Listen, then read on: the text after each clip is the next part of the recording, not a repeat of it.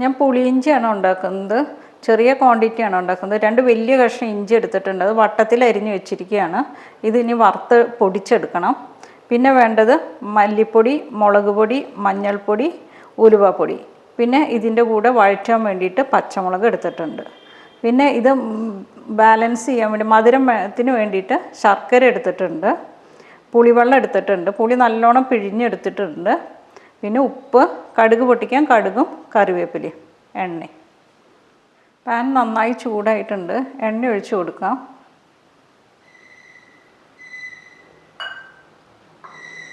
നമുക്ക് അരിഞ്ഞ് വെച്ച ഇഞ്ചി ഇട്ട് കൊടുക്കാം. ഇഞ്ചി ഒന്ന് വറുത്ത് കോരണം.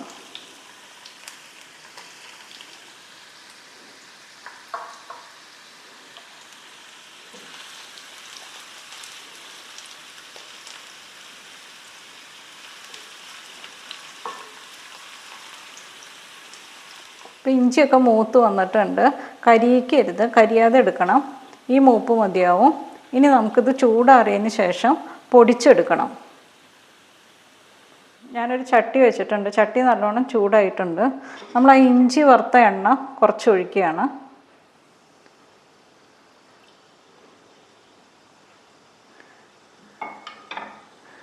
ഇനി അതിലേക്ക് നമ്മളെടുത്ത് വെച്ചിരിക്കുന്ന പച്ചമുളക് ഇട്ട് കൊടുക്കാം.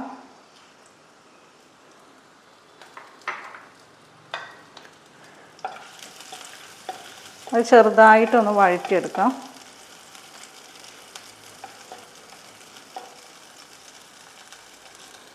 അപ്പോൾ നമ്മുടെ പച്ചമുളക് ഒന്ന് ചെറുതായിട്ട് വഴന്ന് വന്നിട്ടുണ്ട്. അതിനകത്തേക്ക് മല്ലിപ്പൊടി ചേർത്ത് കൊടുക്കാം. ഒന്ന് ഇളക്കി യോജിപ്പിക്കാം.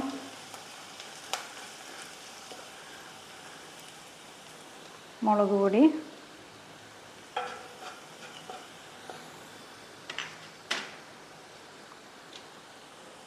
മഞ്ഞൾപ്പൊടി, ഉലുവപ്പൊടി.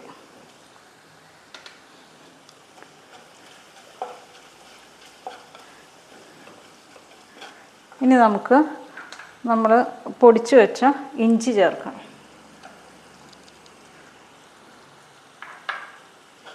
ഇളക്കി കൊടുക്കാം.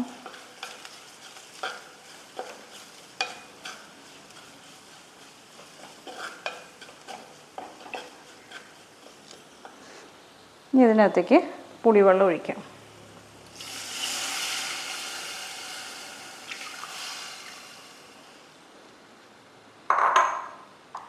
പാകത്തിന് ഉപ്പിട്ട് കൊടുക്കാം. ഇത് നല്ലതുപോലെ ഇളക്കി കൊടുക്കാം. ഇനി ഇത് നല്ലതുപോലെ തിളയ്ക്കണം. തിളച്ച് കഴിഞ്ഞിട്ട് ഒന്ന് കുറുകി വരുമ്പോൾ നമുക്ക് ശർക്കര ചേർക്കാം. അതുവരെ ഒന്ന് മൂടി വയ്ക്കാം. അപ്പം നമ്മുടെ കറി നല്ലോണം തിളച്ചൊന്ന് കുറുകി വന്നിട്ടുണ്ട്. നമുക്കിതിനകത്തേക്ക് ശർക്കര ചേർക്കാം. ശർക്കര ചേർക്കുന്നത് ഓരോരുത്തരുടെ ഇഷ്ടത്തിനനുസരിച്ചതാണ്. ചിലവർക്ക് നല്ല മധുരമുള്ള പുളിയിഞ്ചി ആയിരിക്കും ഇഷ്ടം, ചിലർക്ക് പുളിയായിരിക്കും ഇഷ്ടം. അപ്പോൾ അതിനനുസരിച്ചിട്ട് ശർക്കര ചേർക്കുക. ഞാനിപ്പോൾ ഒരു 1.5 സ്പൂൺ ശർക്കര ചേർത്തിട്ടുണ്ട്. ഇനി നമുക്ക് ഇളക്കി കൊടുക്കാം. ഇതൊന്നും കൂടി കുറുകാനുണ്ട്. ഇപ്പോൾ ഇത് വെള്ളം പോലെ ഇരിക്കുന്ന ശർക്കരയും കൂടി ചേർത്ത് കഴിയുമ്പോൾ ഇതൊന്നും കൂടി കുറുകി വരും. അപ്പം നമ്മുടെ പുളിയിഞ്ചിയൊക്കെ നല്ലോണം തിളച്ച് കുറുകി വന്നിട്ടുണ്ട്. ഇതിരിക്കുമ്പോൾ ഒന്നും കൂടി കുറുകും ഇത്. പിന്നെ ഇതിനകത്ത് പുളി, ഉപ്പും എരിവൊക്കെ പാകമല്ലേ നോക്കുക. ഇനി നമുക്ക് ഇതിനകത്തേക്ക് കടുക് വറുത്തിടാം. എണ്ണ ചൂടായിട്ടുണ്ട്. ഇതാ ഇഞ്ചി വറുത്ത എണ്ണ തന്നെയാണ്. അതിനകത്തേക്ക് നമുക്ക് കടുക് ഇട്ട് കൊടുക്കാം.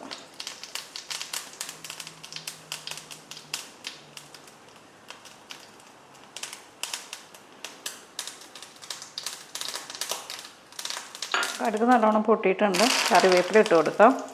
ഇനി നമുക്കിത് കറിയിലേക്ക് ഒഴിക്കാം.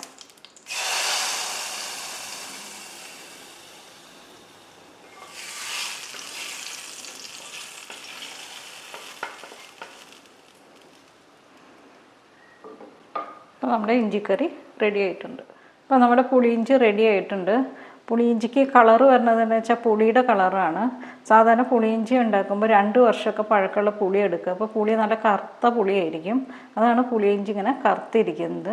ഇത് നല്ല രുചിയാണ്. ഉണ്ടാക്കി നോക്കുക.